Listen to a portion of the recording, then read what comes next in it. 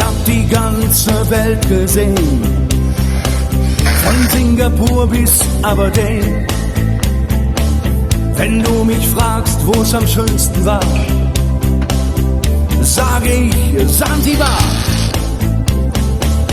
War eine harte Überfahrt, 10 Wochen nur das Deck geschrubbt, hab die Welt verflucht, in den Wind gespuckt und salziges Wasser geschluckt.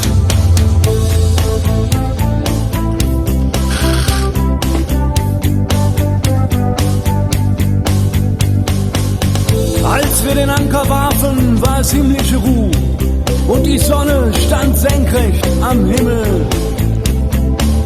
Als ich über die Reling sah, da glaubte ich zu träumen, da waren 1000 Boote und sie hielten auf uns zu.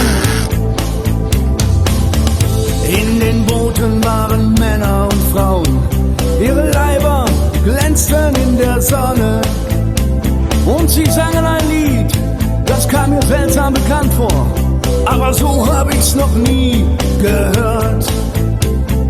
So hab ich's noch nie gehört. Aloha, ea, ea, aloha, ea, ea, aloha, ea, ea. Aloha, ea, ea, aloha, ea, ea, aloha, ea, ea. Ihre Boote machten längsseits fest und mit dem Wind wehte Gelächter herüber. Sie nahmen ihre Blumenkränze ab und warfen sie zu uns herüber. Und schon war die Party im Gange. Aloha, ea, ea, aloha, ea, ea, aloha, ea, ea. Aloha, ea, ea, aloha, ea, ea, aloha, ea, ea.